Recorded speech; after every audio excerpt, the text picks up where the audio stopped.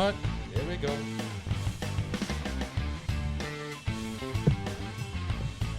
Ya tú sabes. Mr. Mayso, thank you for being ¿Qué here, pasó, man. bro? Always un placer tenerte. Sí, señor. I love, sí, señor. I We're love, here. I love these beauties you brought. I love these stands you brought. Last time you were here, we were talking about, you know, the Second Amendment, the right to arm yourself. Ever since then, there's been so many new So things. much happening. What's going on? Talk to me. Oh my gosh. We've had wins, we've had losses, we've had setbacks, we've had pauses in the forward moving of restoration for our Second Amendment rights. But you know what?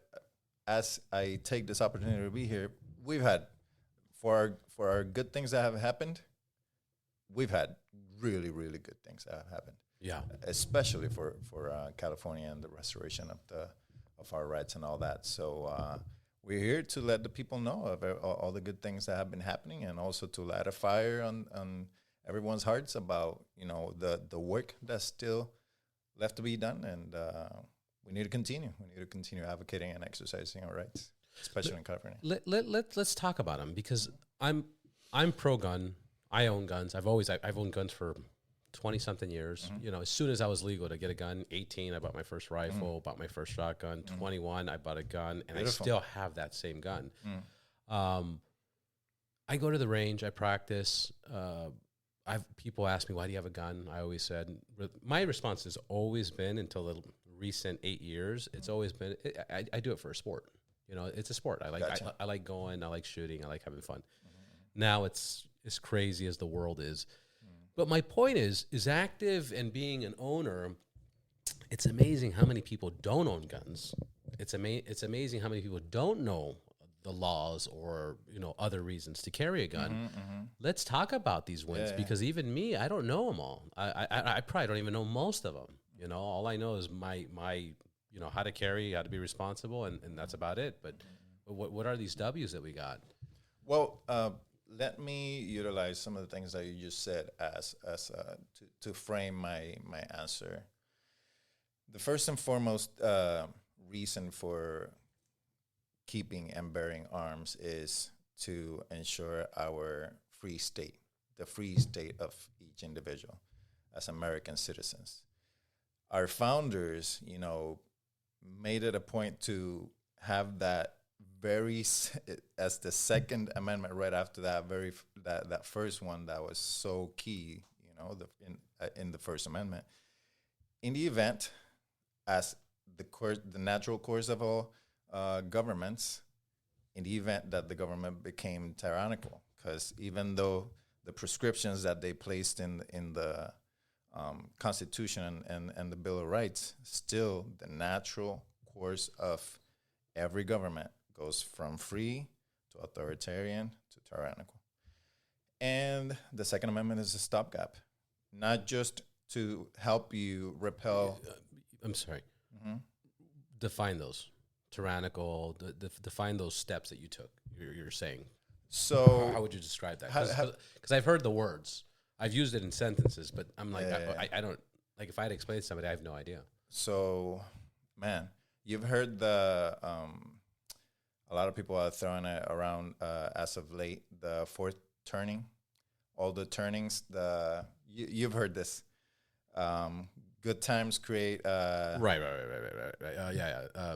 Soft times create hard times create tough men create easy times. All that. Easy times create tough times. So you can basically transpond that to governments, you know, when the governments are actually, you know, encompassed by the people, for the people, stuff like that, then it works fine. But eventually, the special interests, the people, you know, with that hold, you know, levers of power, they end up gaining, you know, wielding the power, the awesome power of the government, right? Right. To add to that, which was also said together, it's kind of like you're better off being a ninja in a garden than a gardener in a war. Exactly. So basically what you're trying to say, it's better to have a gun and not ever need it. Like, I've used my gun. I'm applying for a CCW, or we'll see what I decide to do with that. But the point is that I've owned guns for over 20 something years, and I've never carried it or had it out, whatever, but I have it. And when COVID hit, in 2020, I had people, hey, can I borrow one of your guns? It's like, nope. Not at all, bro. Good luck with you, But, people got to that fear. And now it's happening again. Well, just to go back and answer your question, tyranny can come from the government. Tyranny can come from an individual, somebody who has made a conscious choice to tyrannize you, to victimize you, right? And you, as a regular citizen, you have a human right to defend your life. Right. Now, if you take that through the, logical steps, if you have an inalienable, a right that cannot be separated from you to defend your most valuable possession, which is your life, there should be no restrictions on the means that you can take yourself to defend your most valuable possession, which is your right. And, by that same line of thinking, the life of your loved ones. Like, we can bring up the situation that just happened very recently. Mr. Vince Ricci, who is a resident here of L.A., who was forced to draw his concealed firearm and fire at two armed thugs who jumped over his fence. But by the way, that was so fucking John Wickish, because he threw his fucking tea. The guys jumped over. He had coffee or tea. I think they said it was tea. Tea, yeah. And fucking, they came at him. He threw the fucking tea at them, pulled out, fucking defended himself. His wife and daughter were behind the door. Yep. And he saved himself. Yeah. Absolutely. And now they suspended his CCW. But that's because he was just talking shit to the cops or something. Goes the story that he very John. He was absolutely. Mad props to Mr. Ricci. He was very irate, very obviously he had just been forced to draw his weapon, which is something I will take this opportunity to say that anyone who conceals carry, the vast majority of us, we're not out here hoping for a confrontation, to have to draw our firearm and possibly take a life. Right. Nobody wishes that. But here, Mr. Ricci was forced to draw his firearm and fire it. And, it, by the way, and it's very important that we say he was within the boundaries of his home. So anyone can carry their weapon on them within the boundaries of their home. Doesn't have to be inside the four, square walls. If it's your property, you can carry your firearm, even in the state of California. Interesting. So that means the CCW factor had nothing to do with nothing. Nothing to do with it. Wow. Correct. At that point, and there was some confusion over the last few days whether it was the Sheriff's Department or LAPD that took it, and it was the LA County Sheriff's. It was the name escapes me right now, but it was one of Sheriff Luna's undersheriff that apparently yanked it. And yes, the reason they gave, as asinine as it sounds, it was because Mr. Ricci raised his voice at the responding officers. I think the responding officers were LAPD. Right, I'm sure. The story goes he was very irate because they did not lift up shell casings, because the thugs did return fire as well. They didn't do any of those normal, what you would consider would be a normal course of investigation, as evidence. Let's grab shell casings or whatever. They did apparently they did not. Right. So he got very upset because his home had already been targeted before. Yeah, that's probably why he had his CCW. Which again, it had nothing to do with nothing. Right. So then it all devolves into LA County Sheriff. For some godforsaken reason takes his CCW, and now Mr. Ricci has to go out into the wild streets that we know as LA without his firearm. I'm not going to say lawfully speaking, because the law, I believe that the law that governs that, the Mulford Act in California, covers the CCW permitting scheme, is unconstitutional. I believe it wholeheartedly to be unconstitutional.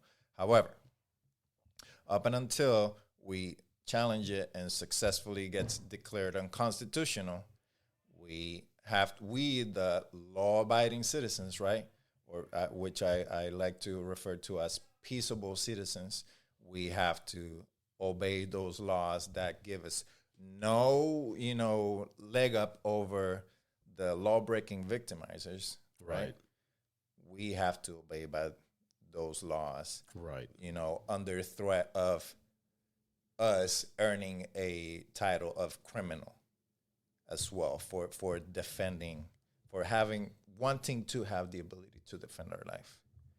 Tragic. Yeah, it's super tragic. And the more grown up and adult, you get in life, you start realizing whatever your opinion is about police, and I'm not even going to say mine, good or bad, whatever the case is, but they don't really stop crime. The thing is, they don't stop crime. If your best case scenario, you see a bad guy, he has guns, he's coming on his way, and you have a block heads up to call the police and say, hey, there's a guy coming here with a gun, he's gonna, he's gonna attack, and he comes into your building or your home, and the cops are not gonna make it. There's just no scenario you can create or manufacture that benefits to rely on police officers. That is accurate. Which is insane. It is insane. Because how many fucking people get fucked? How many people get taken advantage of, or get robbed, get beaten up, family members raped, get any of those situations, and I'm talking about, seriously, create a situation that, okay, the cop's a block away and the bad guy's a block away, and you still call. There's no fucking way they're getting there on time, buddy. There's a case going on right now in one of the Hawaii islands, city of Kapolei, if memory serves me well. This lady had been in custody. I think she had been either heavily under the influence or something like that. And so the story goes that the lady had been held in custody overnight at the police station, and I believe it's the city of Kapolei.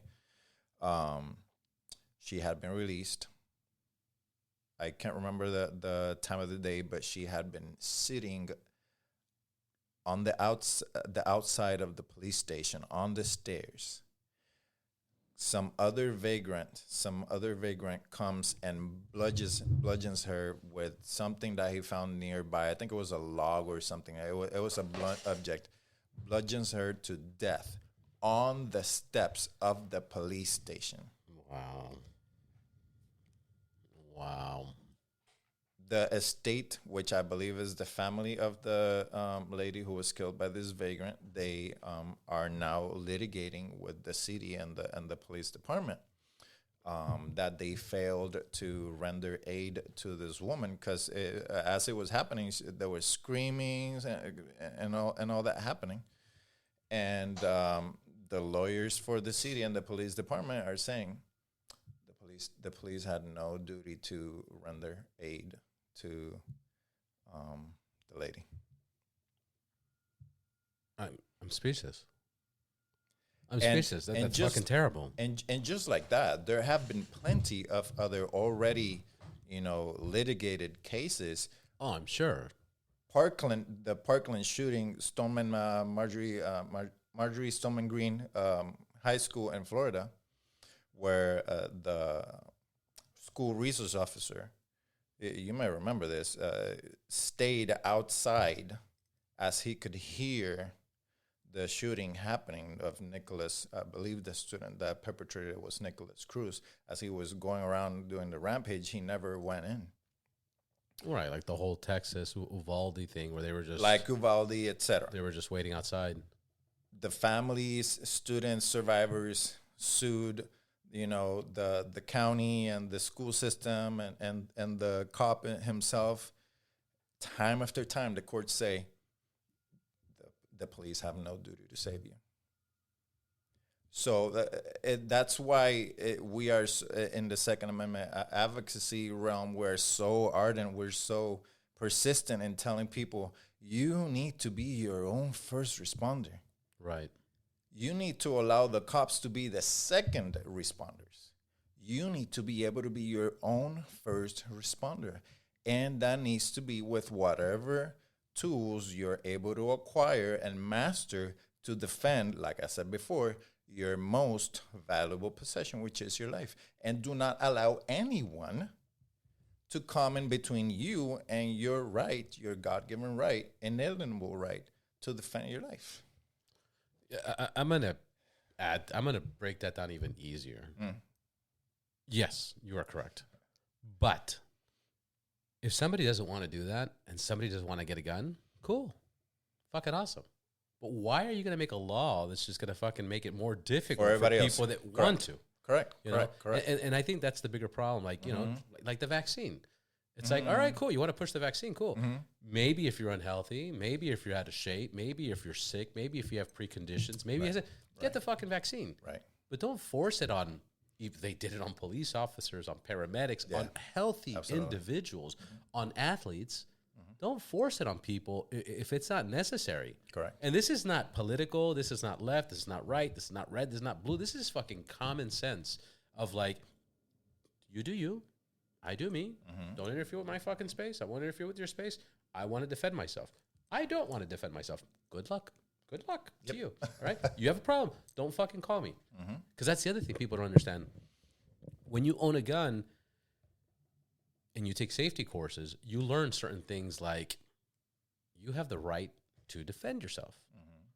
But if you hear screaming on the streets, if you hear a confrontation between neighbors and a couple or this, that, we're not going to get involved. A responsible gun owner will not, anybody would advise you, you can't confrontate them. You can't get involved. You cannot seek confrontation. You cannot seek. That's proper word. Confrontation has to find you. Exactly. Correct. So if I own a gun and I'm home and I hear something outside, well, I wish excuse me. I wish they owned a gun so they could defend themselves, but I can't and I won't.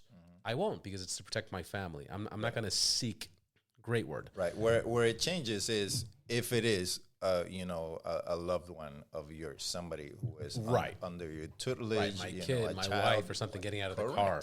Or something like that. Yeah, of course. Correct. That's. But I want people to understand, because I've had the conversations of like, well, I've had neighbors. Well, I'm happy you own guns because like if something happens, I'm like, something happens. Good luck, bro. You're happy that I own guns. That's not how it works. That's hilarious. That's not how it works. But there's people like, oh man, I was thinking about getting a gun, but it's good you have it. I'm like, man, what does that fucking mean? Funny. I go, what the fuck does that mean? So I think it's just laziness, bro. I'm gonna call it like it is. It's laziness. It really is. It really is. You cannot be. You're not. Nobody is entitled to somebody else's. Risking their life for you. Even a police officer. Even a police officer. Correct. A firefighter. Trust me. Yes, I get it. There are heroes that go beyond the call of duty. Absolutely. But it's 100%. Not their job. A firefighter or a police officer have to look at certain circumstances and calculate the risk. Make the risk. And I get that. Correct. I get that on certain things. Again, the school thing, I fucking, you know what pissed me off about the school thing, the Uvalde thing? Did you see when they highlighted one of the police officers? He was on his phone. And he had the Punisher. And one grabbed. He had the Punisher skull. Yes. Fucking piece of on shit, the screen. Dude. Yeah. And I believe it may have been the same one, and another one goes and grabs freaking hand sanitizer. dude, like y'all are about to get into a freaking kids, man. That one fucks me up. There are kids getting killed right here, and you worry about fucking hand sanitizer, yo. And like, you're wearing what? fucking bulletproof vest. You have backup. You're wearing helmets. You have better gear. You have fucking like, dude, come on, But again, man. I as much as it pains me to say, I can't fault them because they all have lives. They all have kids, wives, whoever, loved ones that they want to see at the end of the day. So you cannot make them. You do not have in this country for after the abolishment of slavery. Nobody has the right to somebody else's labor, and in the case of law enforcement, police department, sheriffs, nobody, we do, even though we pay for their, salaries through our confiscatory taxes, we do not have the right to their labor, which is law enforcement. They're there to enforce laws. They will use the firearms that they use for the most part to defend themselves. Right. For the most part, that's the main reason why they carry a sidearm or one of these implements in the back of their car for when it's necessary to take down an adversary who has superior firepower than they do. And that's part of why I do this type of merch to advance the culture of the citizenry, that we all have a right to superior firepower. We all have a right to defend our lives with the most awesome possible, tools available to us. Right. Which, again, I want to add a different perspective because I see both sides. Anybody that owns a firearm, we don't want to use our firearm. No. Number one, nobody wants to kill nobody. That's number one. Number two, regardless if we're doing it legally and how legally we're doing it, there is consequences. There is fees. There is trauma. There's therapy. Correct. There is, it's so fucking devastating that it's not something that I have power. No. It's a risk. Not only that, I was talking to Ricardo Garcia, the public defender of Los Angeles. Okay. And unfortunately, I didn't have this conversation on camera, but we were talked about it after camera. And there was a case that he had to get a CCW, and he carried a CCW for 10 years. And when you carry, there is a fucking responsibility there's a weight on you. Like, yes. Everywhere you go in, you have to look for threats that you didn't even think of before. Oh, man. Because I'm going to tell you a story. Yeah. Because you're carrying this, you have to look at where are the exits at. Now you're even paying attention double time. Yes. And because if somebody comes in, what are they going to do? And what are they? Okay, you got to do that anyways. But now I'm carrying. So if somebody comes in and I have to pull up, so if I pull, where am I shooting? Behind them and behind the background. Like, it's stressful. It's stressful. And this is one of the main reasons why I kind of stalled on it, even though now I'm like, dude, I need to get this fucking CCW. But it's my point is, it's a responsibility that somebody's willing to take to probably save multiple lives. Their own life, and in the course. But if I'm saving my own life and I'm having coffee somewhere, and somebody's like, it's a responsibility that somebody's willing to take, and everybody wants to team up against them and say, no, it's wild, dude. You can't do that. You can't fucking drive a fucking 4x4 off-road truck. It's so fucking dumb. So just yesterday, I had taken my son's about to turn 15, so he wanted to go to a jumping place with some of his buddies. So we went. What do you mean a jumping place? One of those trampoline parks. Oh, okay. So we went in. To make the long story short, the trampoline park, you may have seen. I had to literally post it as I was there on my Instagram. By the way, Triggerology_FT.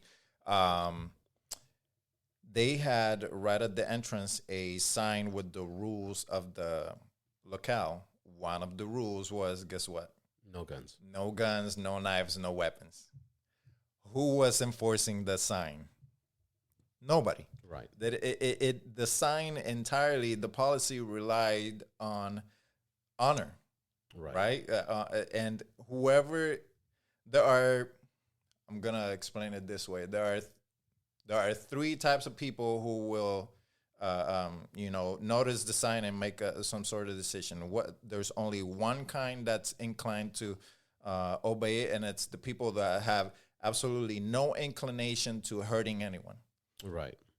If they happen to be concealed carrier, they would either make the decision to not come into the establishment at all, right? Or leave the firearm, which I do not advise to anyone whatsoever. Leave the firearm in their car and then make entry. The other two, the ones who will... So you're saying don't even go in the facility? Correct. The other two kinds are the kinds that are inclined to not obey the sign, which would be the person who has some sort of evil intent to hurt people in there, or the people who know better. The people who realize that, okay, I'm looking around, there's absolutely zero security in here. It's a signed security. It's a freaking signed security that's saying that nobody in here should be armed, which for all intents and purposes, you're telling people you shouldn't have the ability to defend yourself within this establishment. What are you stopping? What are you stopping with this sign? You're stopping the ability for people to be able to defend themselves. If some knucklehead decides to walk in here and just pick victims at random. Right. It doesn't have to be with a gun. It can be with a knife. It can be with a freaking bat. On the other side of the parking lot, what was the establishment? It was Lowe's, a hardware store. You can walk in there, walk out with a freaking axe.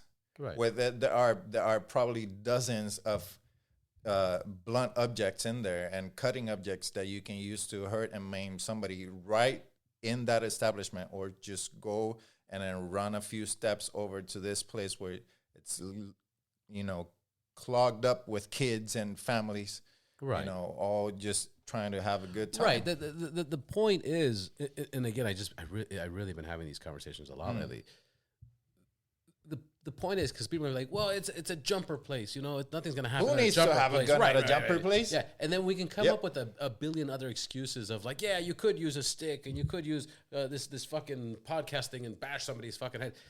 That's not the point. The point is there are laws being created that bad guys are not following, and by making it more difficult for legal citizens, regardless of where it's at. Correct. Regardless, because I know people are gonna be like, "Oh, why a jumper, bro?" Like, who cares? That's not the fucking point. The point is that sign. The only people that are gonna follow that sign are law-abiding citizens people who are not inclined to hurt and that's anyone. fucked up because again, I'm thinking about correct. I'm thinking about the best case scenario of having a gun and keeping it in your car. Let's think about the best case scenario, right? I have a CCW, but I saw the sign, and you know what? I'm going to respect this policy. It's not a law. It's not a law. It's a fucking policy, which has nothing. Correct. Other than, it's private property and they can just ask you to leave, whatever the case is. So my best case scenario is, let me put it in the car. Because I have a CCW, I can carry it in the glove compartment and load in, but I'll lock it. And now I'm inside any business. Forget that it's a jumper, rest, whatever the case is. Now I'm at a business. Now there's a fucking guy that just came in and decided to, and fuck it, he's got a machete. Right. He's got a fucking machete. Right. And now I'm eating, hacking away. I'm eating tacos, and he just chopped this woman's head. Yep. Chopped this person's head. Yep. Now I have to escape this business. Yep. And hope I get out to then come back in, which he'll probably be waiting for me. And I'm already breaking laws because I'm coming back in because I was already safe. Because you're supposed to escape. Supposed to escape. And in the meantime, he's just chopping fucking heads. Once you escaped an attack, you're not supposed to go back. So, dude, that's fucking yes. crazy. Dude. Yes. You're not once you have cleared an attack, you yourself. There's no unless if I have my family have, or my kids in, like. Sure, But now I left the risk of but leaving that's them going to be then up to a jury of your peers. Oh my god, dude, it's fucking crazy, dude. Yes, it is. It's crazy, and all this because I've talked about this example before, and it's a subtle example, but it kind of makes the same point. It's fucked up how they pick and choose. All right, and I give this example a lot actually. Forest Lawn. Are you familiar with the exit here on Forest Lawn off the one side? So when you get off Forest Lawn, there is a group of individuals selling flowers, oranges. I mean, there's like 15 or 20 of them, okay? You know they're not paying taxes. You know they're not doing anything legal. Right. Business license, all that stuff. Business, Yeah. none of it. None Gotcha. of it. And God bless them. Whatever. Do what you got to do. Sure, hustle. But my point is, police officers drive by there all the fucking time. And they never say nothing. But 5 minutes later, a police officer will pull over a Mercedes-Benz or a fucking Volkswagen something, a nice car, and will give a $500 ticket to somebody that's going 5 miles over the speed limit. All right? Without a doubt. Why? Because they have a license, they have insurance, they have registration, they have money, they're probably going to their job or picking up their kids from school, and they target those people. So my point is that when they start making all these laws up, they're targeting the people that they can penalize. Correct. They're targeting the people they can arrest and do jail time and take them out of the system because they're law-abiding citizens. I'm yet to find. And it's fucking wild. I am yet to find one of those laws that's actually empowering people to lead a more fruitful life, and especially talking about the gun control. I'm yet to find one single gun control law that gives you and I a leg up, over the law-breaking victimizers, the people who lack a moral compass. Right. None of these laws are really crafted to give us, any sort of advantage over the people who make calculated decisions to victimize you. Now, what would that be? What would you want to see? Because you say that, I get that half, but then what would be the opposite? What would be a reward system to that? I will say unapologetically, I am a Second Amendment absolutist. Every gun control law is an infringement. Every gun control law should be abolished.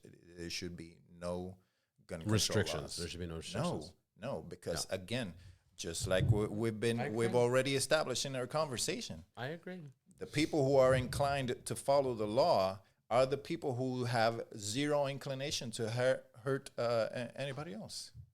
I think about this on motorcycles. It's funny because a part of me is like, well, you can't do that to everybody, but then it's like they make up laws for everybody every day, so then they can. One thing that I would love to see, I'm going to go into the motorcycle topic real quick. Go for it. So I'm going to get off guns and talk about motorcycles real quick. I would love if they created a system that everybody that goes through a motorcycle course, even though if they don't ride a motorcycle, will get a huge discount on their motorcycle, an incentive.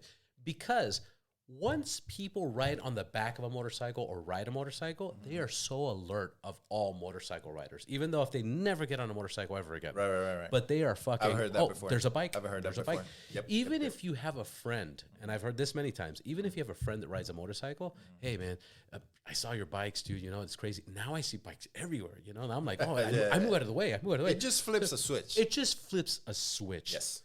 It would be nice if there was an incentive, instead of saying no guns, no guns, no guns, no guns, if there was an incentive saying, hey, take a safety course. You don't have to buy a fucking gun, but take a safety course. That's learn about it, okay? Because there is situations where owning a gun's dangerous.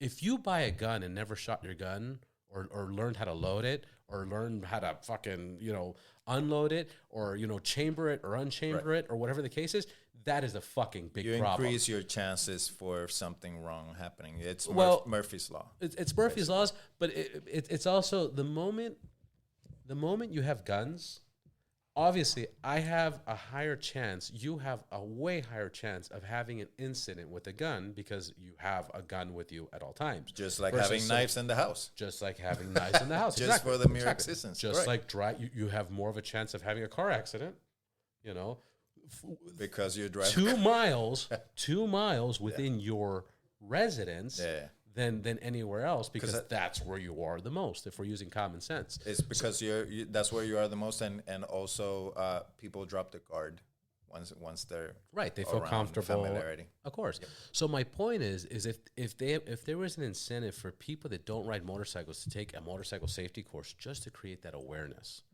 and do something similar with guns, and saying, hey, if you don't want to have a gun, but you take this course, they're giving a $500 tax write-off this year off your taxes, just to create awareness. Right? Is that not worth it? Right. That would be fantastic. As a Second Amendment absolutist, like I said before, the only problem I have with anything from the government is I do not want mandates. No mandates. If it's something as an incentives, like for example, just as I heard you talking about it, I'm like, yeah, that sounds like something would be cool. Like, for example, if you took a firearm safety course on your own, then we waive the CCW fee. How about that? Right. That would be outstanding. You know, that would be something that you're actually empowering that individual to, learn to better themselves, how to use and master these awesome tools that we have access to. And you're teaching that person to not rely on you as the government. But then that's where it hurts them. That's because that's the reason that they dislike the Second Amendment so much. Because I explain it this way. The Second Amendment is really a gateway right. It really flips a switch once you have gone through all this onerous process that our government has implemented. By the way, because previous generations dropped the ball, because of the apathy of previous generations, I place it on the baby boomers back in the during the Reagan administration at the state level, because he is the one who signed the Mulford Act that established CCW infringements in California. That's when the whole the situation with the Black Panthers was happening here in California, and then Reagan gave this that infamous speech where he said, and I'm paraphrasing, that nobody should be carrying loaded weapons in public in California, and that's when he shortly after that he signed the Mulford Act into law, which created the CCW scheme that we now have to deal with, sadly. Right, the mafia they've created. Basically, I call it extortion. Rights in exchange of extortion, because you have to pay all these fees and jump through all these hoops. Again, right. that the criminal element have no obligation to go through. Follow or anything. No, right. Absolutely. You're not preventing any criminals from getting guns. No, you're None not. Or carrying them. I mean, we traverse the community day in and day out. Why don't people get? I mean, I know this sounds so fucking common, but go for it. But why do people don't understand that? Well, because I'm gonna make a connection. Not a lot of people connect because we pay taxes. Because we pay for the taxes, we have been promised in exchange of votes first and taxes after. We've been promised safety, and that's a promise that people, for some reason, they just, oh yeah, I mean, I'm paying my taxes, so the government's there to protect me. And again, I'll go right back to Ronald Reagan. That's some of the things and policies that he had that I totally disagreed with and disliked was, he has that famous quote, "I'm from the government," and the most dangerous words you'll ever hear are, "I'm from the government and I'm here to help you." But that's what he did. He created a huge infringement for California citizens. Another caveat I will throw in right now, and we can talk about here in a bit, is also he is the one who closed the mental institutions in California. That's the number one issue we have. That's the number one that's issue like that we the have. only issue. If we were going to focus on one, it would be that. We did. That's the problem when you look at government. When you look at when there's a ill in the society, right? What we've been doing, and not just in California, but in America as a whole, when there's a bad societal, ill or issue, we look to government, to our elected officials. Do something about this. Do something about this, right? But the problem is the government. Probably 100% of the times, all they do is take a freaking wrecking ball to the issue rather than going scalpel, with a scalpel and precision and fixing the issue. They just take a freaking wrecking ball like that, Yeah, but that's bullshit too, because they let a lot of shit slide too. Yeah, they do. They do, absolutely. If we start, you and I've heard this a million times, but some people have never heard it. DUI drivers. Somebody fucking gets drunk out of their fucking mind. Mm-hmm. It's like, how would I word this? It's like if people are like drugs. And it's like, dude, I've seen people do more damage under the fucking influence of alcohol than drugs, and nothing happens with alcohol. Mm-hmm. Okay, and correct, same thing. Correct. There's probably more murders. I wonder. I don't know that. But if I was to guess, there's probably more murder on the roads than by guns. Well, I mean, if you take away police officer deaths or gang violence, there's that also. Definitions and statistics, right? Right, because they'll be like, oh, like 50,000 people got shot by a gun, but it's like, wait a minute, how many of that was police? The definition of murder is not the same thing as manslaughter and homicide. What's the difference? Break them down. Well, murder, it's you have premeditated, typically speaking. Right. You have premeditatedly taken the life of somebody else.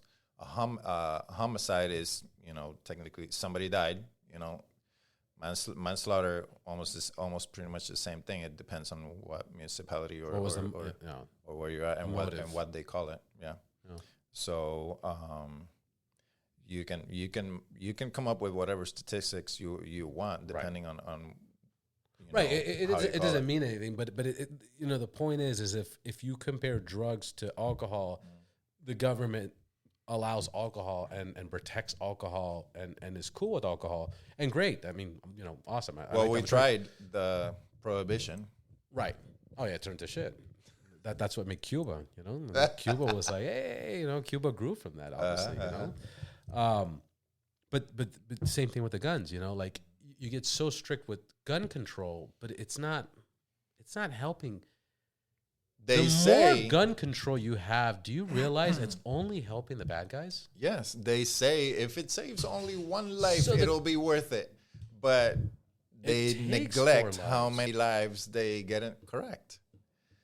Think about, we could bring up so many scenarios, but one that's very highly contended right now is red flag laws and domestic violence restraining orders, where they are trying to say, and there's a really big case that's about to go to the Supreme Court, actually, whether someone who is a batterer, do they have a right to keep and bear arms, mind you, prior to being convicted? So there's issues with due process come in. We have that's I'm gonna kind of ask. Let's just avoid that one, because that one there's I'm not saying yes or no, but the problem is, we're going to get so into the details, or people are going to stick onto those details. Like, oh man, that guy's a wife beater. Yeah, he shouldn't have. That's not even the fucking point. Okay, that's another conversation. We're talking about the general blanket in America, the general blanket in California and Los Angeles County. If I live in Santa Clarita, I can get a CCW, very fast. If I'm in LA, I can't. I have to jump through hoops, and I have to kiss ass, and I have to like dress up nice, and hi, I want to exercise my right, and that's used to be the way. Bigger issue, right? That used to be the way until elaborate on that. That used to be the way, actually. But if we get caught up on those other conversations, people are gonna stick to that and it's like, dude, that's not even that's like 10% of Correct. the fucking bigger issue. I get you. Yeah. So Because I know my listeners, and I know there's some. Oh, really? Yeah. well, you can send them my way. We can have the conversation because this is all very nuanced. It's all very nuanced, very granular, and you have to. And I'm not doing it for them. I could just already hear that's like we're focusing on something bigger. That you're right, but trust me, like I don't want people to hang on to that the wife beater. Okay, because at the end of the day, he has his right to fucking defend himself. Correct. Until proven guilty. Correct. And that's something that we say all the time, or we hear all the time, until proven guilty. But that seems like bullshit. It's like until proven innocent. You know, like is really, because in the meantime you're gonna be handcuffed. In the meantime you're gonna be kicked out of your house. You can't see your family or anything else. What I will say about that, and then we can move on, is it all boils down to this: you cannot make a dangerous or violent person harmless without incarceration. If the person is out here roaming the streets, you can say that they don't have access to guns because lawfully or in the background check system, it says that this person cannot purchase a gun legally. But yet, if they still are free to roam the streets, to walk into Home Depot, to go anywhere and acquire, get behind the wheel of a car. Exactly. Yeah.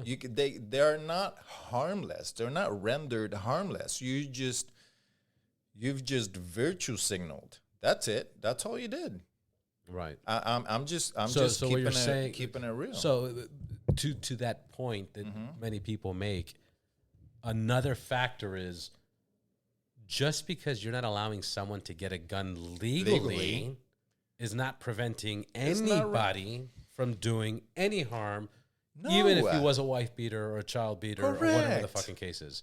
There are people that drown kids. There are people that beat their wives to death with their bare hands. You have just it's going to sound harsh. Okay. You've just incentivized their creativity.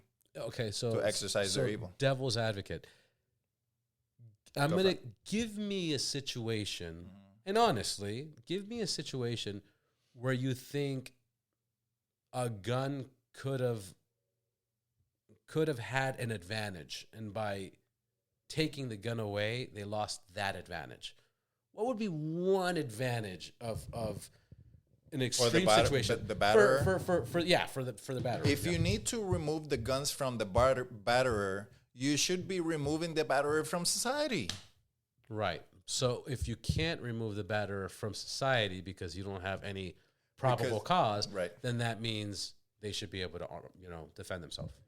That's the way that our system is built. And this is one situation of many. Please do not absolutely fucking use this as a fucking excuse to in that case, in that case, you have your own opinion. Cool. But this is bigger. The bottom line is you want to render a dangerous person harmless, you need to take them out of society. Right. However, with due process, you have to afford them due process because that is the way that our system in the United States is built. Okay, now I have a question for you that I know you're going to counter very good, and I want to hear your counter on this. We both agree America doesn't have a gun problem. They have a mental health problem. 100%. We agree with that? 100%. Good. Now, just this is kind of my thing. That fucking test to get a gun, that in California, the FSC, the Firearm Safety Certificate, is very, very, very basic. Very basic. That I know of mental health I administer that test. I know. Yeah. There's some stuff like, this is an example. What's the best way to, have your gun? Just an example. I know this is a bad example, but it's like keep it very safe or keep it dangerous. That's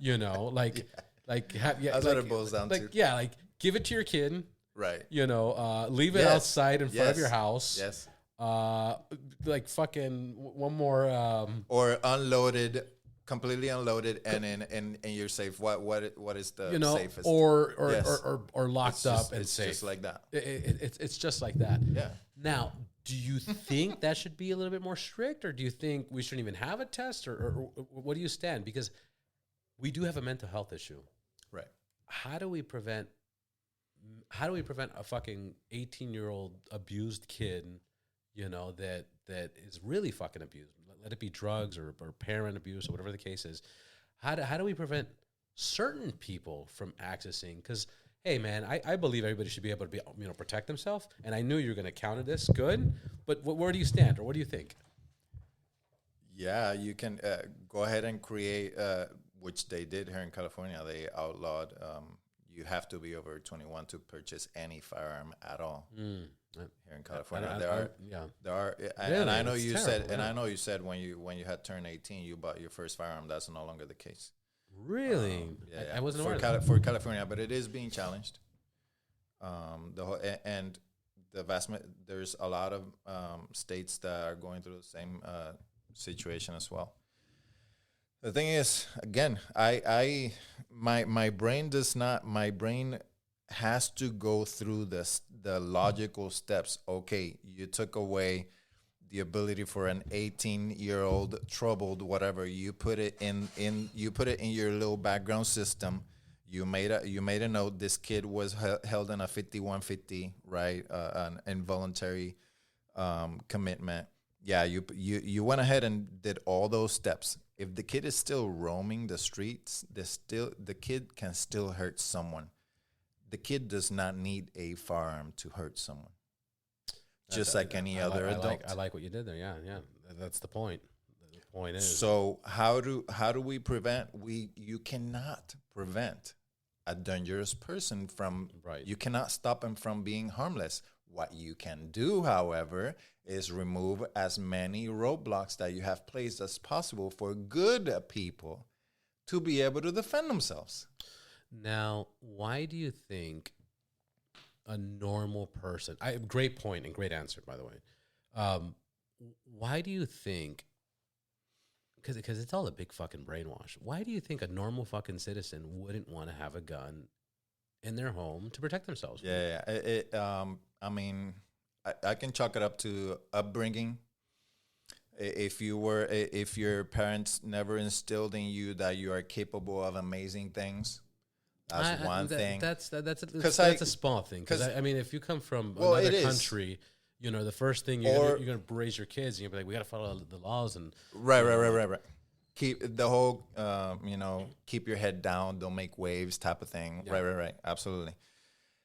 If it's just not in you, because I've gotten it many times that those are the most vivid and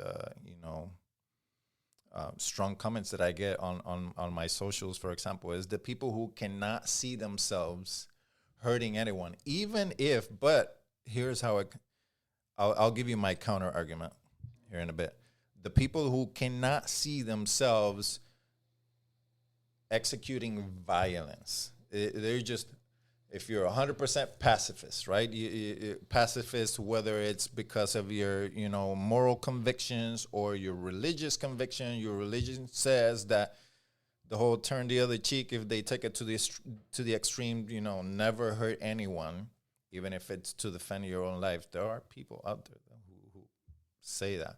But the way that I counter it is, again, is your life worthy of defending? Is your life worthy of defending with whatever tool? Is your life worth defending with one of these implements? Right.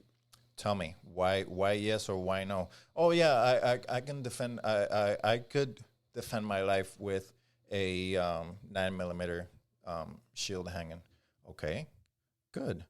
Would you be able to defend yourself with a rifle? No. Why not? Why? Who needs to have a weapon of war, which is the right.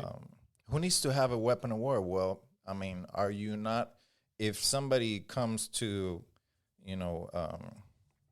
hurt you, whatever, are you not engaged in a small person-to-person battle?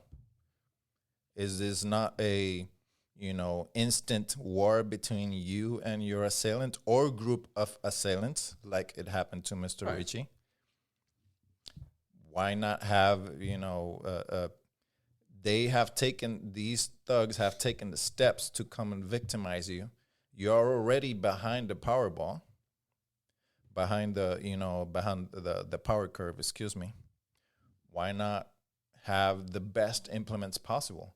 Why do you want to have, why do you think it's okay for the government to say that you can only have 10 rounds in your magazine? Why not have a 30 round? Right. Why not have 3 points of contact? What's a 3 point of contact? Well, 3 points of contact means that your firearm is more stable. You're gonna be more accurate. Every single round that you squeeze out, it's that much more possible that will hit the intended target because you own every single round that comes out of it. People don't take those steps, the logical steps, sequential steps of a possible, self-defense encounter, and what would go against you and what would go for you in that scenario if you are forced into a scenario like that. No. And then just for the record, that was a long answer. Yeah. No. But you triggered a few things. Pun intended. Not intended.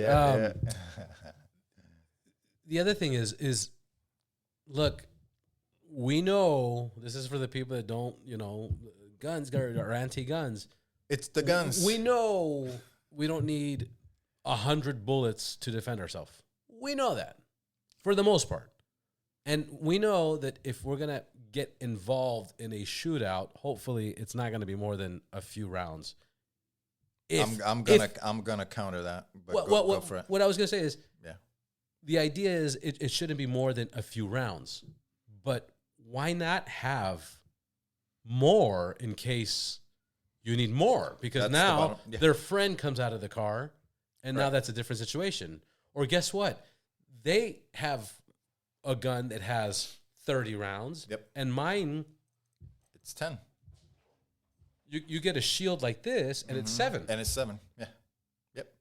In California. And you're forced. And in California, you go somewhere else, you can get something like this, and it has at least 12 or 10, whatever the case is. This is obviously for the concealed one, but and all of a sudden if you expended. And I'm not justifying the smaller rounds. I'm saying we should be able to carry. No, I got you. Yeah, but I can explain it. If you have had to expend your rounds, now you have to reload, but the bad guy doesn't have to reload because the bad guy didn't care about the magazine capacity laws. Right, of course. They have the standard capacity magazines, but why must you be forced by an uninterested party, which is the government? Why must you be forced to have inferior firepower to defend your life? Now, how is that fair? It's not. It's not. Do you agree with that statement? It's better to be judged by 12 than be taken out by what is it? How is it? Yeah. It's better to be judged by 12 than carried by 6. But yeah, exactly. Yeah. Okay. You only have one life. That's it. I mean, so because that saying or that expression is based on like, dude, even if you're a criminal, I don't want to say criminal by statute. Right. Criminal by statute. By statute. Yep. But you're better to carry a gun with you at all times, no matter what kind of deal. You should do it the legal way, but you should be. What? Okay. There shouldn't be laws. There shouldn't be laws, right? But there is. But there are. Correct. But when it's strict, oh man, I don't like when it's strict. You would still advise somebody to be like, hey, dude, keep it in your car. So no, I don't advise anyone to break get laws in the car because I mean we've seen it. People are getting their cars broken into for a freaking suitcase for stupid shit, right? And you can very much lose a gun. These guys are bold and these guys are nifty. They find ways to open up compartments that you may think that are locked, and They just steal your damn car with the gun in it. You know, it's like the safes. Like people are like, oh look, I got a fucking $4,000 safe. They can't break in. Well, they'll just steal the safe, dude. They'll just steal the safe if you don't didn't bolt it down. Correct. So take whatever steps possible if you are step saves. What's that? Steps, safe steps. Safe steps. Yeah. Take whatever steps possible. Carry your gun with you, if at all possible. But I will go into the decision of people make to carry unlawfully, and it's because that's where we go into the prohibitive cost and all the hoops that people have to jump through. You have to take time off of work. Chances. So I'm gonna tell you just by what I've heard from students, they cannot take time off of work because rent is fucking sky high. The classes are hundreds of dollars because now for LA County, I really need to break this down to your audience of how unfair these laws are, especially for the concealed carry laws. Not only do they create these minimums of hours of training that you have to get, but they've also made a list, which is, and it's enforced by the law, of approved trainers. I'm a firearms instructor. Here's the part where I don't get favor from my peers in the firearm instructor community. And I have no problem with saying this. The law states that you have to go to an approved instructor, which creates a funnel. Right. You have to go to any of these particular instructors. They don't make it too hard for an instructor to get into that list, but then you have you have a captive audience. You can charge whatever the heck you want. Right. We have instructors out here making a living, dude. Some I'm not gonna criticize them too harsh, but they're taking advantage of the situation. That's not fair, and that is why, on principle, I have stayed out of the CCW. I will not become a CCW instructor through the. Wouldn't that be a reason to become a CCW instructor, or it's just a? Which is what my wife said. You could be making money, but it's just my principles, dude. My principles do not making allow money, me. but you could probably do it at a more affordable. Affordable. I could. I really dislike the essence of profiting from a completely unfair system. Right. Because again, you are making people have to take time off of work if they if they can at all. They have to pay these exorbitant fees, not just for the training, but for the background check. Everything is paid for by the citizen. Right. How is that empowering them? How is that fair compared to the thug or thuggette? Maybe I made a new word. Thuggette. Who is good one? Who is carrying Mr. Mayso? Who is carrying a firearm completely outside of the law frameworks? Right. How's that helping you? The only way that it helps you is obviously you're gonna get training, you're gonna get trigger time and stuff like that, and learn about escalation of force and all that stuff. That's all fine, but it's just I refuse to profit from that system. So I'll tell you a personal experience. Yeah, I reached out to you 2-3 weeks ago. Okay, so I know a couple federal agents, and they hit me up. One I met by accident. I had an incident, and he ended up detaining me, and then we became best friends after. Okay. So he's like, "Hey, dude, you need to get your CCW," and I was like, "Fuck, man, you're right," And then I got another buddy of mine. He's like, "Dude, you gotta get your CCW." And you, last time you were on the podcast, you're like, "Get your CCW." Mm-hmm. And the only reason I kind of was like hesitant is because I got my guns, blah blah blah. Fuck, I can't take them with me. But that stress or that pressure of having it with me at all times, whatever the case is, I kind of avoided that. Now I'm regretting it because now I'm like, dude, I really want my CCW, and it's an obstacle. It's much more not to have it my on point. you. It's much more stressful. Yes. It's much more stressful, and I'm going to lose my mind. Now, my point to what you're saying, since I've spoken to you, I think I was late last month or whatever, 3 weeks ago. Yeah. Dude, I've reached out to the Los Angeles Sheriff's Department. I've reached out to the Los Angeles Police Department. I've looked at the Department of Justice. I've already filled out forms. I've been jumping through hoops. I've called trainers, instructors, ones that are certified, some that are not certified. I've fucking sent emails out. Nobody has fucking responded to me. And this has caused 3 weeks of me going nowhere. I have not even advanced or not, I'm in the same fucking place as 3 weeks ago. And this is somebody that has experience owning guns and wants to get it. And I don't know how the fuck to get it. Yes, Los Angeles, the Sheriff's Department here. But then they're like, click here to see if your address works. Guess what? I click on that link. That link does not work. That link doesn't do shit. It's so then sad I do the Los Angeles Police Department. It's by the sign. It's by what? It's by the sign. That whole unworkable system. That's by the by sign. design.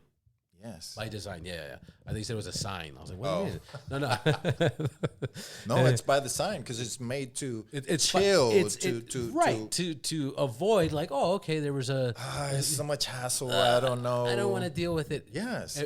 I'm agreeing with you. I'm telling you, right now, I'm realizing, motherfucker, they got me. Yes. That design fucking got me because they're not calling me back. Yes. I'm not getting any information. I'm hesitant on continuing my application because I don't even know if I'm applying to the right department, which I guess it doesn't even matter at this point. I should just be fucking applying and going through it. But it's all by design. It's motherfucker. And you still have to go out here and traverse these communities. You don't know who's watching you. You don't know who's keeping tabs on you. Oh, that dude, that's the motorcycle dude. Yeah, I think I want a motorcycle. Right. You don't know, and you don't know what type of, what. Maybe they're gonna find out my studio here is in Texas, and they'll be like, "Aha, we know where it's at." Any number of variables, and these laws, these gun safety laws, they are not empowering you in any way, shape, or form to keep to actually legitimately make you safe. Right. They are not. And that's why I'm so adamant about it, of people paying attention, reaching out to their public servants, a.k.a. politicians, people in elected office, whenever they are coming up with, we're coming up with a new gun safety law. We're going to institute an 11% tax on everything related to, sales around firearms, which Gavin Newsom signed into law last month, establishing an additional 11% sales tax on anything related to firearms. July next year. I believe, I believe it's kicking in July next year. How is that helping anyone? How is that helping? Right. How is that preventing criminals? No. How is that preventing crime? How is that preventing theft and robbery and any bad thing? How is that preventing? What is that? What is it preventing? And it's other what than is preventing? Legal citizens from affording. There you go. To buy to protect themselves. That is the only thing that it's going to prevent. It's going to prevent people and this is coming from a governor that has armed security guard around him at all times. Not only armed security around him at all times, but who likes to virtue signal along with his entire party that they are for the little people, that they are for the poor and the vulnerable. But here you are turning right around and signing pieces of legislation into law that effectively place more blocks, more roadblocks into those people, the people inside those vulnerable communities, their ability to defend themselves. Vulnerable communities meaning where they don't have private gates. They don't have private gates protecting them. Yep. They live in buildings where people are under the influence or whatever, or they live next to neighborhoods, a mile away. All those cases, all the above. Yeah. It's fucked. Yeah, and that's why. It'd be cool. What's up? would be cool if there was, if each city had a point of contact of where, like for example, where I'm saying the sheriff's department, the police department, I don't know if I go to LPD, who do I get a hold of? This is that. It'd be cool if I could call somebody. Like I call you and be like, what steps do I take? Because you know what's interesting? I spoke to 2 federal agents, a gun advocate, and attorneys, 2 different attorneys, and everybody's like, yeah, you should do this. But nobody was able to give me a direct. Nobody was like, hey, I design. Nobody said, Robertico, look, what you gotta do, bro? You just look, you gotta talk to the store. You gotta knock twice here. You gotta talk to Fernando. They'll give you the paperwork. Here, let me email. Like, go to my website and that would be you empowering. on your website too. See, That would on your website. All the forms, DOJ, whatever, and the basic steps. Well, the thing is, I could, but the thing is, managing that if they with as much as constantly as the laws change here in California and more laws that they add into it. By the time I post stuff, the next month it's going to be obsolete. So We'll talk about that later. Yeah, that's why I side on just get rid of the damn laws. These laws are not empowering. Hermano, todo el mundo está acuerdo contigo, pero eso no está pasando. Like even if you clear out the laws right now, it's still going to take 5 years, whatever the case is, and then you got to hope that I agree. The world doesn't. Then you hope. Look, I'm gonna tell you something. By the time they take that law away, it's gonna be too late. Like it's gonna be too late. Well, like, this place is gonna be fucking on fire. Correct. The problem is like Israel. Yep. Right now, they have gun laws. Yes. They just removed every single fucking gun law right now, so everybody can arm themselves and protect themselves. Well, the government issued guns with a very small amount of rounds. I think it was like 100 rounds. That's it. 100 rounds per person. I think it was, and I haven't looked into it too much, but it seemed, by looking at an event that they had, there was a video of where some people, I think from the police or the military, they were handing out rifles. It appeared to me that there are chances that it was well-connected individuals who got those firearms. Well, and that's the problem. After the attack, yeah. I thought after the attack, they did a temporary, removed all restrictions and allowed every citizen to protect themselves because of the attack. Well, see, that's... I'm not sure. I wish I had somebody to look at. I still disagree with that. They should be... That should not be the damn business of the government. That shouldn't... But so if the government has a band, you applaud it. Okay. I applaud it if they removed it, but... yeah, but before when it was in effect, yes, certain individuals I'm sure were able to carry, but the regular population or the general population, my understanding, I don't. I just watched the video. It was all dudes. Yeah, it was all dudes, and they were shaking the hand of whoever it was, the politician or cops that were, and it just gave me the vibe. I was like, how do I know that all these people don't know you? How do I know that these are just regular schmoes? Yeah, hey, we removed all restrictions. Please come and get these firearms. They're all paid for by your taxes. Go on, buy a. And I didn't even know they were giving. You know what I mean? Yeah. I thought they were just allowing people to buy. That's what bothers me. It should be removing all restrictions, and I don't want to use the word allow. Remove yourself from in between the people and the right to defend themselves. That's all. It bothers you a lot, huh?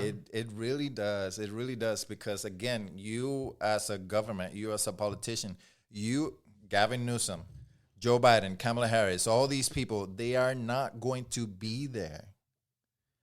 Should you be victimized? They're not going to be there. Their personal security detail won't be there to defend you. It's on you, and by that same token, they should not be placing restrictions on your ability to defend yourself. It's just it's immoral. I see it as very immoral that they because they were elected into that office, that now they have this ability to restrict people's ability to defend themselves now, man. What do you think it's the cause of that? Do you think it's because they Control. were okay? Yeah, there's that. Yeah, I was gonna say. Do you think it also has to do with they've been raised in better communities and never seen that situation and never saw a reason to hold a gun? And if they have been raised in those communities, there's a thing about getting into a powerful office that all of a sudden you're in there long enough, you get disconnected, detached from the things that you and I, all regular people, go through every single day. Listen, last night I had picked up food, and I was on my way back to the house.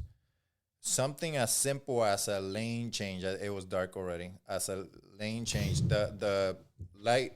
I'm 2 streets away from the house. The light turns to green. It was only two cars. It was myself and the car in front of me. It was an older Toyota Tercel, like an early 2000s. I could see that there were 3 individuals in the car. When the light turned red, it was kind of very suddenly. I made a split-second decision to get into the lane behind that car. It's a 2 lanes going that way towards my house. I made the split-second decision, got right back into them. That must have set them off, like got them kind of weirded out. Like, what the fuck? Yeah. So when the light turns green, they start going really slow. They did not go over 10 miles. And then all of a sudden, they started brake checking me. I'm like, why are these guys doing this? Like, oh, shit. Maybe they thought that I was like somebody from a rival gang or something like that spotted them and got right behind them. I had to make the choice. Okay, I'm going to have to, the next light, I get to turn to go to my house. I had to stick behind them as they were brake checking me, like trying to get me to do something. I could have gone around them, but then what do? I'm carrying. I was carrying. Right. I'm always carrying. I could have gotten in front of them, but what does that do to me? That puts me now at a disadvantage where I don't have full view of what it is that they're doing. Maybe these guys were out and about casing people, and maybe I got myself into a situation where now they choose me as their possible target. So what did I have to do? I just very calmly just stayed right behind them. I was probably going going like 5 miles an hour. And then I turned to my house, and I was carrying off body. I was carrying in a concealed carry bag that I have that's right here in the chest.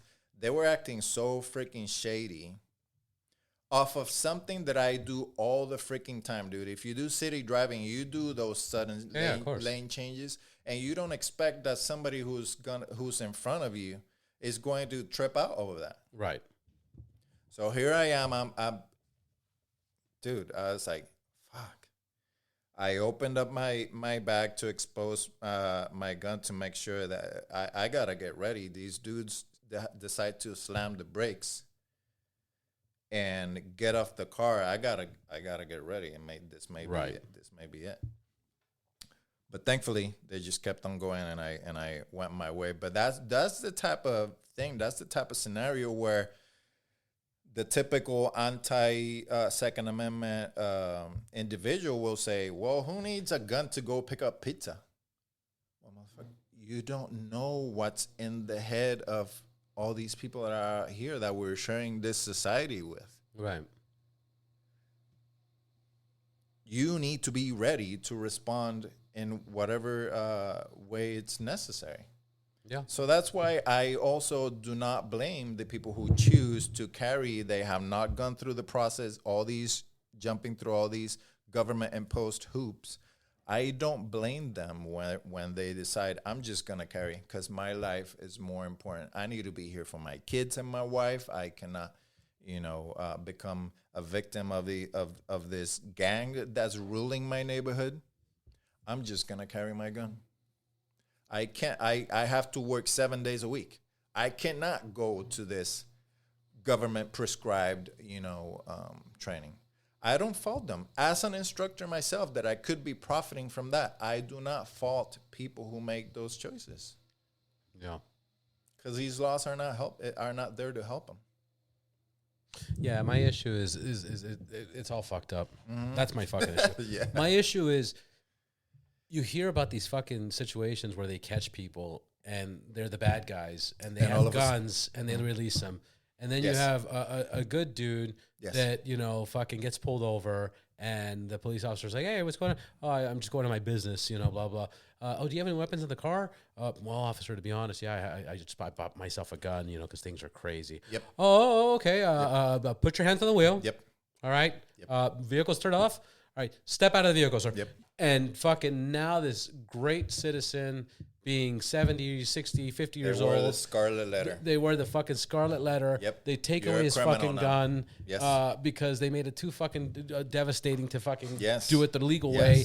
And he didn't speak good English, but he's been a fucking tax citizen and employs 6 people yep. and has 4 kids in a private school. And his wife has another business. And the family's been given to society. And this is the fucking guy you target because he has money and he has all that.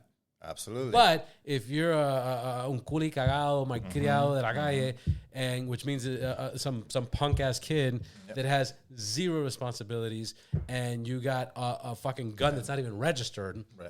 that's fucking serial numbers are all fucking scratched up with fucking who knows what, and it's probably been attached to other fucking murders. You get a slap in the hand because they're like, oh, I can't. Released the same day with a misdemeanor. Yeah, this guy can't pay for anything. Let's just give him a misdemeanor. Get out of here, bro. Get out of here. Fucking kick rocks. Wild. And that's like, fuck, man. Like, that's the fuck. I'm not going to say I think about this for myself, but I think about this for other people. And it's like, fuck, man. Okay, my CCW is going to take blah, blah, blah, blah. It's so fucking hard to get. Fucking blah. You know, if I did carry, I'm the biggest fucking target. I'm the biggest target because if the moment comes that I get pulled over and they're like, hey, dude, you know, and I'm with my, you know, my kids or whatever the case is, hey, dude, like, do you have a gun? I'm not gonna lie. I'm not gonna lie, and now I have to say this. Yeah, because and if now you lie, it's right. even tacked on even more. Exactly. So I'm not gonna lie. I can't lie about it, and now this guy was carrying a gun illegally with this child. Like. Dude, dude, I'm traumatized because I've seen that shit unfold so many fucking times to good fucking people. Yes. And guess what? I know good guys. I know bad guys. I've seen bad guys. They've told me, they're like, I got away with this. I'm like, what? You know, even again, this has nothing to do with nothing, but just to give you a train of thought. Mi abuelo, you know, he would say, you're better having mafioso friends versus police friends. Interesting. Because when shit hits the fan, your police friends are going to say, I can't help you, bro. I'm not going to lose my job. Yep. And the mafioso friends are going to be like, where, when, what? You know what I mean? And again, this was a time of when Cuba was Cuba. In Havana, this was not in America. He never even made it to America, you know, because he was scared. He was scared. You know what he said? He goes, I'll never go to America. And this is when my mom came in 1961. He's like, I'll never go to America. Once you fall in this, for whatever reason, he goes, once you fall into the police or the prison system or like jail or court system, once you fall into the system of the United States, you're marked. You just said it. You're marked.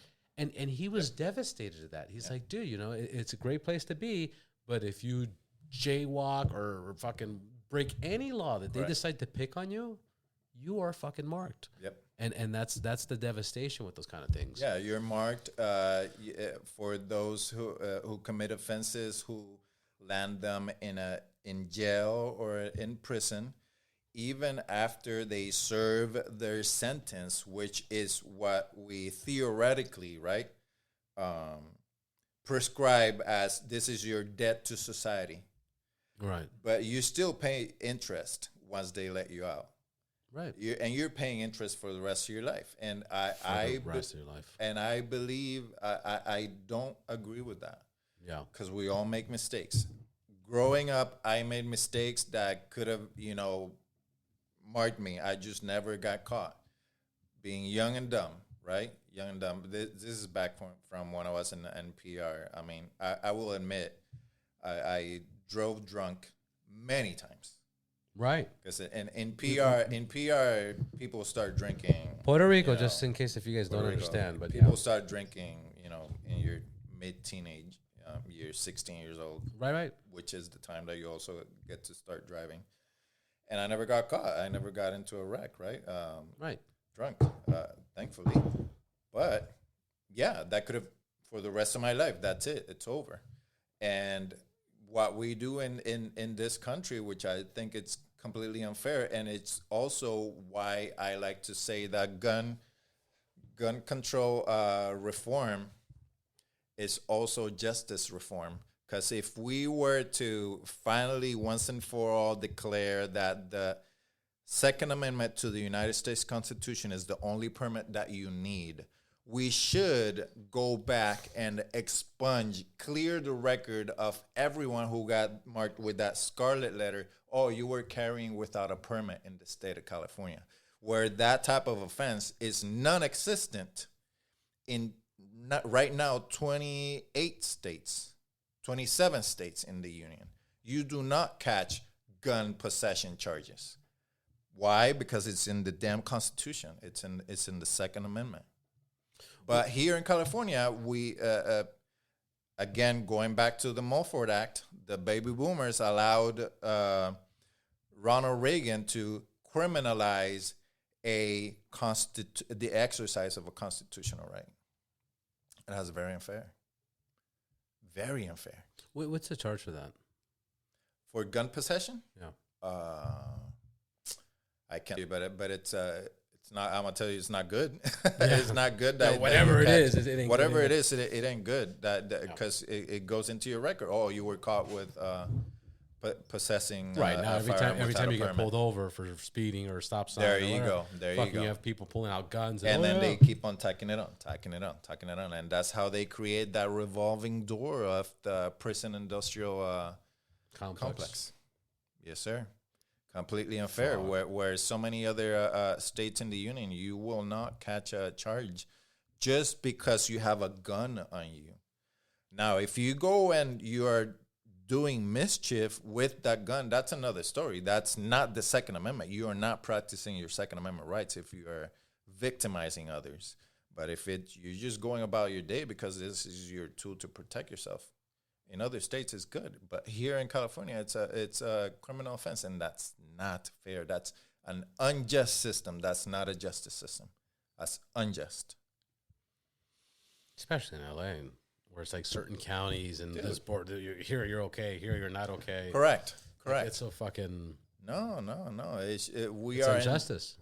Correct. We are all still, even though we live in California, we are still citizens of the United States. We should be treated and afforded the respect as such.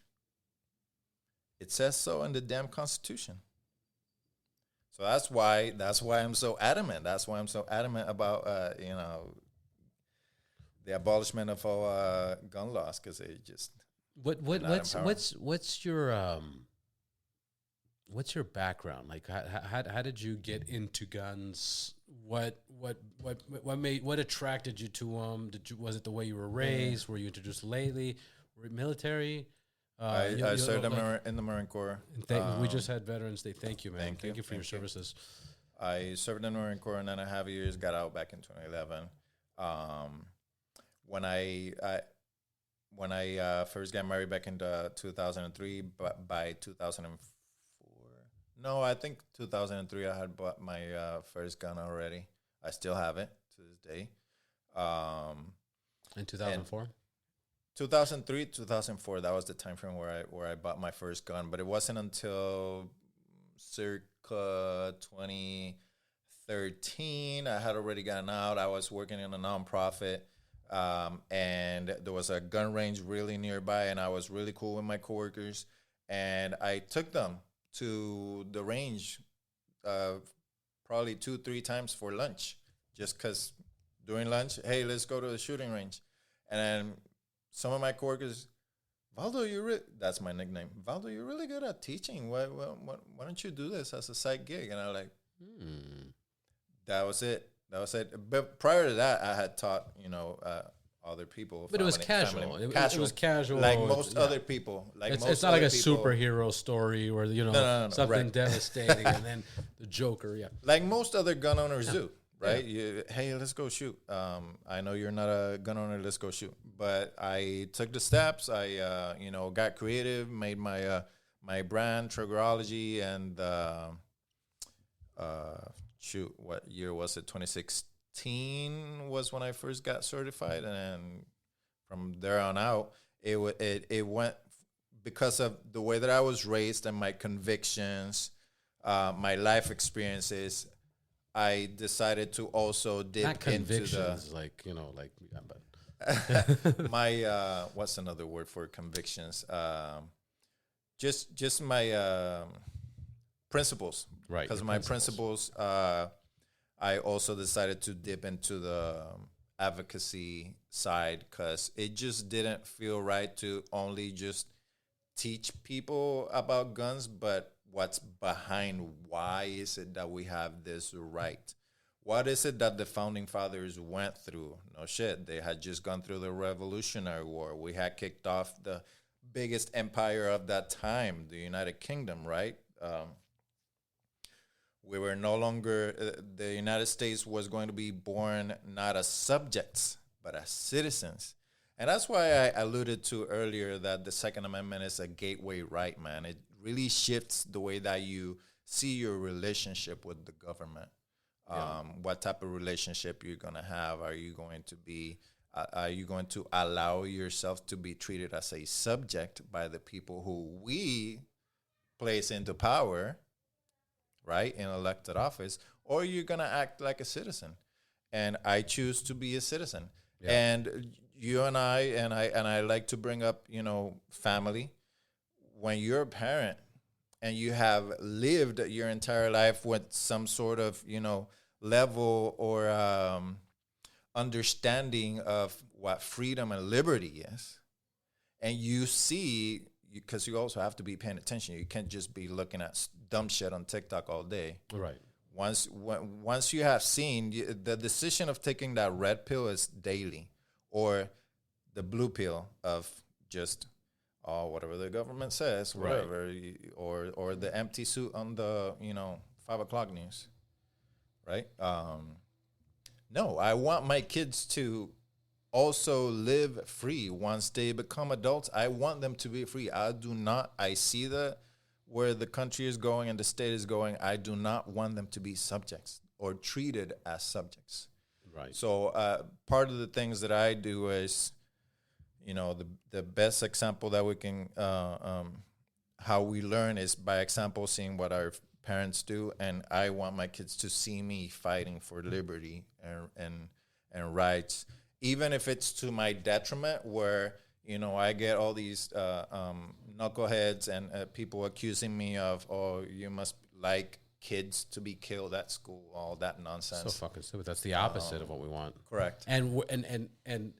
And fighting for the Second Amendment and partaking into the Second Amendment and doing all these courses is only proof that we're against that kind of bullshit. Absolutely. Y al contrario, people that don't take that initiative is even more concerning, that you don't want to protect your life or your family's life or prevent that from happening to other people. Yeah, it's like I just can't comprehend. It's the opposite of like, oh, you're for guns, you did gun. Oh, you're anti-guns, so you're for the bad guys owning guns, you bitch.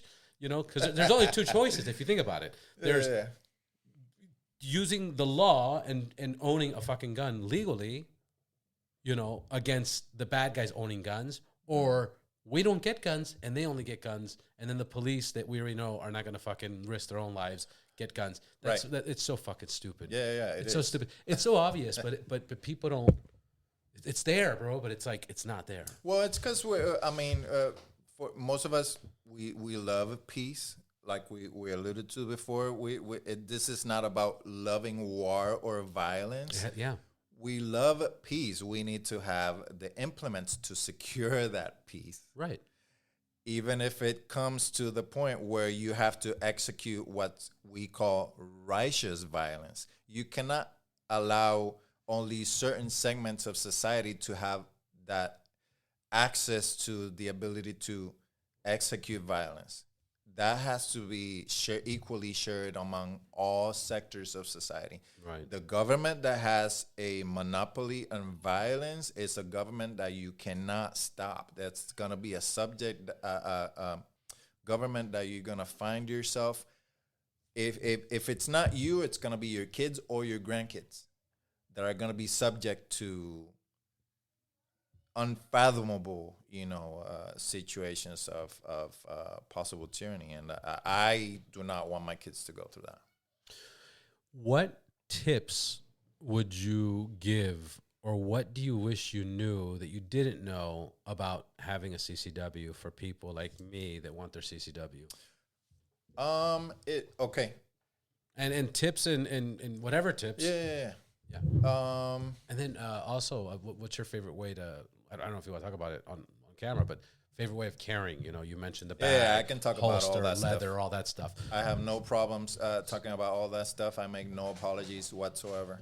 I will answer it in two different ways, and I will also use it to encourage people to advocate for their rights. Right.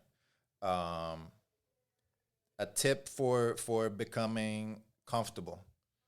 Like you alluded to before, that what's held you back and all that. You're just having you need to get into the mindset that if you like to be a prepared individual, like I like to believe that most people are. You don't want to be caught off guard. That's why we carry a little thing of Band-Aids in the car or whatever, a fire extinguisher, insurance for car, insurance, gas in your tank, exactly, fucking toothpaste in your bathroom, exactly, toilet paper, all of the correct right. Toilet paper, bidet, bro, bidet.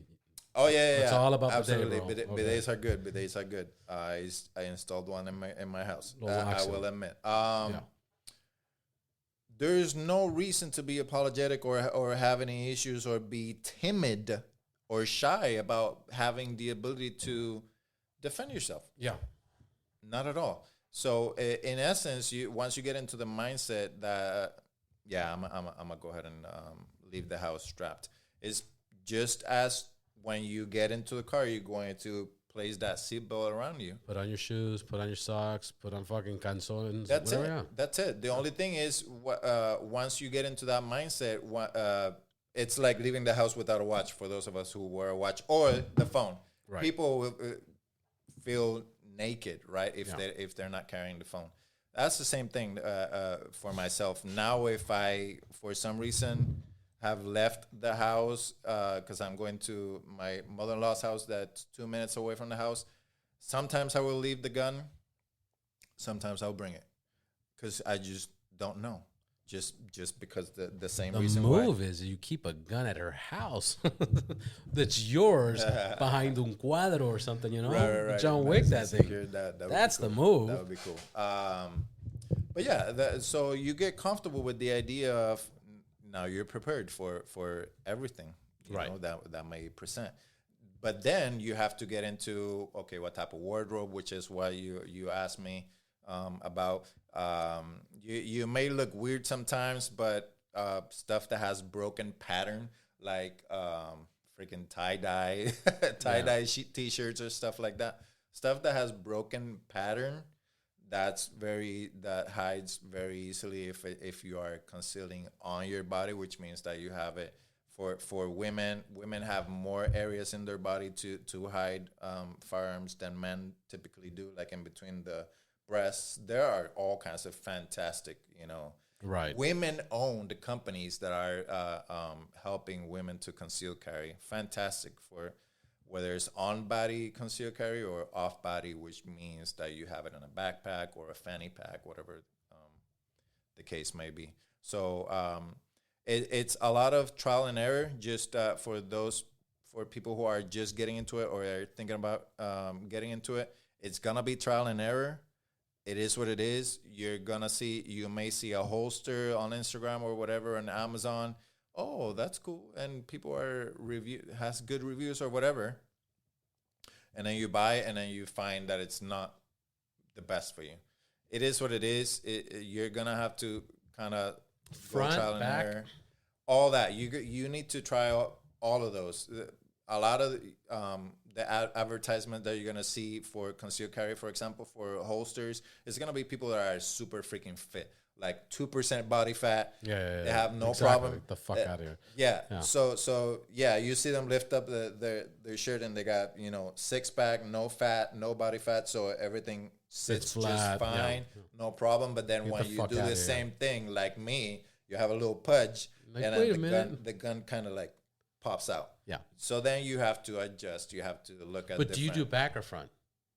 I myself, I carry appendix. 1 o'clock. Back or front? Look at my fucking back or front? Yeah, appendix. Back is what we. So appendix and kidney would be the thing. Appendix is right here. I understand, and then the back would be what? What would you call that? Colloquially, we call it Mexican carry. Mexican carry, really? Yep. That's funny because they're Mexicans. Any movie or show you watch with Mexican bandoleros or whatever, they always have. I'm talking about my legit guys too. In the crack of their. I'm talking about legit guys that are from there.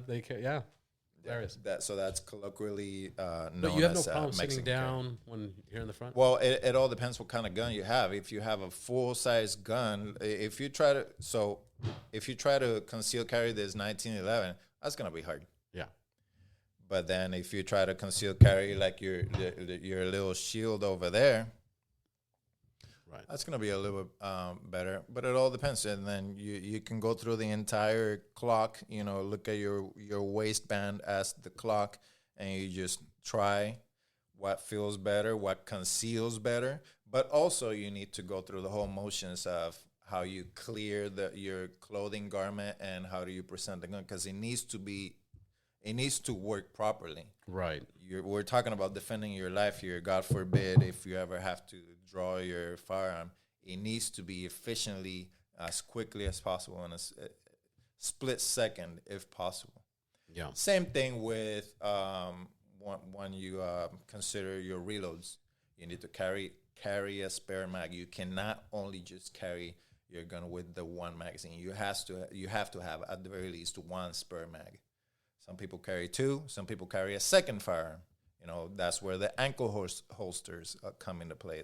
And with the little tiny, revolver or stuff like that. Yeah, it's just like a 22 or something. Yeah, the concealed carry life is, yes, it can be stressful at first, but then it just becomes second nature. It just as you're putting on clothes and your wardrobe is gonna kind of change with whatever helps you to conceal better. Right. If you're a jeans person, they make jeans that have flex. Yeah. That's gonna help you out. Don't stay away from the rigid old school jeans. Do you have a preference of a belt? Because you got to have like a fucking nice belt. Is there a brand you work with, or you use leather belt? No. I do not work with any brands or endorse anything. The main thing about belts is they need to work with the holster that you have. They need to have some rigidity to them, because typically the holster will catch on the bottom of the bottom portion of your belt. Right. So that way when you're drawing, your holster stays in place.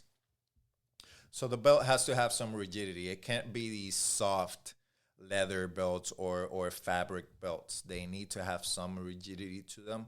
They need to have also adjustability. You know how the few years back belts started coming like clicks? They will click. Oh, yeah, ratchet.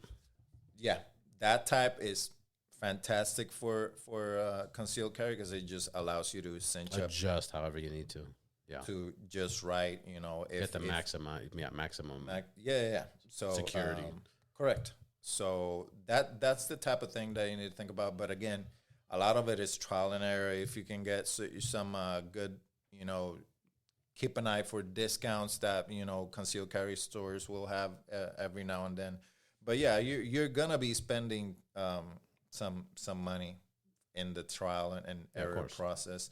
And if you upgrade to a different type of firearm, it starts all over again. You need to acquire a new holster for that firearm. If you put a light on it, et cetera, et cetera. You ever do the shoulder one? No. Miami Vice style? Well, right. The thing is, when you're talking about your drawing and your draw and concealed carry is everything. Right. How quick and efficient it is. If you're gonna go do this number, you're already telegraphing. You're already gonna go this number. Plus, the other thing is you're gonna be flagging potentially. You could be flagging. You could be pointing that gun in the direction of somebody that you don't mean when you do this number. Right. And that would be violating one of the safety rules. Don't put your weapon on anything you don't intend to shoot. So that's why I stay away from. Unless if the bad guy's behind you, and you're like, go. I'm kidding, bro. I'm pretty sure that's been on a movie. Yeah, or two. Yeah. Or two. Or Yeah. two. So that's why I stayed away from those. And mine, we're at an hour and 45 minutes. Oh, what? Yeah. Wow. We're at an hour 45 minutes. What do you have on the table? What is this? What is this demonstration? What are these calibers? Right here is my hunting rifle. It's a Ruger American Ranch rifle. It's chambered in 450 Bushmaster, which Not is chambered now, but which is this beauty. That's the terminology that we use. That when the caliber of something is that's the chambering. 450 Bushmaster. That's this beauty right here, which is a boy, man. Which is basically a 45 caliber on steroids. That's the 450 Bushmaster. That's my hunting rifle. Right here is my AR 5.56-223, the weapon of war that our it looks dangerous right there. Our friends, anti-gunners, love to hate. But that's you right there. Yeah, this is a Ruger. This is a breakdown, which I'll demonstrate real quick, just to show that it's empty. But what's cool about this is that you can take it apart, put it in a backpack. It's just two parts, yeah. Just two parts, and that's it. And then I put the... you can take that camping out in, you take that camping. In the middle of nowhere. Yeah. That's great. It's so fucking accurate, but it's 9mm. And it works with my Glock mag. So that's great. I put the Glock well in it. No, not the That's the that's just a magazine converter. well. It's a magazine well conversion for the Glock mag. Yeah, Glock magazines. So, that's great. So I got my Glock 17 there. A lot of work done on that on the I don't know what you call that on the that's stippling. Stippling. They just did the stippling, which is fucking amazing. Yeah, that's great. So I can pull out my bag there and then put it in this, or I can take it out and put it in there, and it's fucking super convenient. And that's fantastic. Yeah. Yeah. And then I have the Spike Tactical Crusader for the AR. Okay, right on. Yeah, good. Fucking, I got it when the company not pictured, not pictured, not present in your property, not present, not in this property, but so Very I have that, and then a few shotguns. Oh, we didn't bring the shotgun. Did you bring a shotgun? I brought a shotgun. It's over there in the back. I just bought my first semi-auto shotgun, which is awesome, fucking awesome. Yeah. That thing's insane. What's your magazine capacity in it? Or tube? 8. Or tube? Is it magazine fed or tube? Tube. Okay, 8. Oh 8, yeah. Is it which is it? Is it the Mossberg? Yeah. Exactly. JT Tactical. Tactical something. So bad. I'm like blanking on all my stuff. Yeah. Or JM Tactical. Mossberg JM Tactical. Jerry Michalek is the one that I'm pretty sure that's probably the one that you bought. Yeah, that's a very, very nice piece. It's super badass. And then it's got the little how come I can fucking think? Because I got to take a piss. That's why. What's the green little dot? Like the little palito ese verde that up in the front sight is a night. It's a night sight. It's like a night sight. No, but it's like fluorescent. It's like long. Oh yeah, fiber optic. Fiber optic. That's it. Right here. Man. What the fuck is wrong with me? Right here. Yeah. Exactly. Yeah. Exactly. That's very good because it catches the ambient light.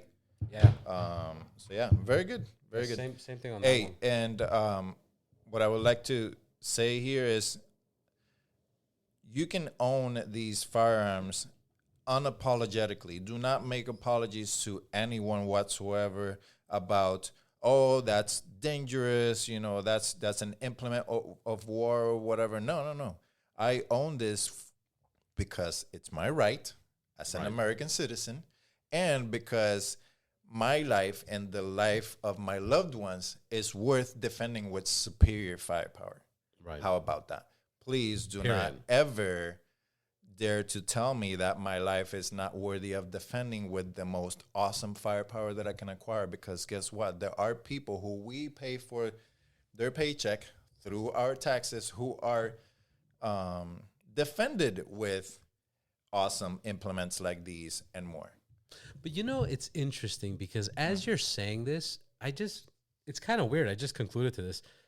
It's interesting how similar guns and motorcycles are. Because people always walk. Every time you ride a motorcycle, people are like, hey, man, motorcycles are dangerous. You shouldn't ride. You shouldn't do this. You shouldn't do that. Yeah. And it's like, hey, motherfucker, number one, I love this. This is my lifestyle. I don't know anything It's not else. your life. It's mine. It's my life. And what I do with this is I fucking love it. But people will approach with the most negative, ignorant shit. Like, oh, my God, do you know fucking if you get in an accident, you could die? Do you know you're only wearing a fucking helmet? Blah, blah, blah, blah, blah. It's like, bitch, mind your own fucking business.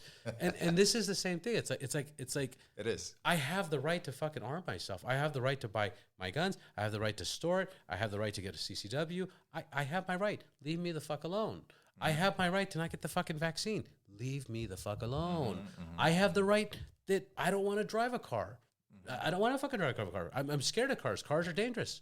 I don't want to run over somebody. You know what I mean? It's like, dude, I've flown planes. Hey, Rob, you shouldn't fly planes. Like, what, bitch? Like, why, dude? Like, let people do their own thing. If you don't want a fucking gun, don't get a fucking gun. If you're curious, take a fucking course. I owned a gun for a long time, and then I started taking courses, and it just made me get more familiar and learn about the laws. And you know, it's knowledge. It's like anything in life.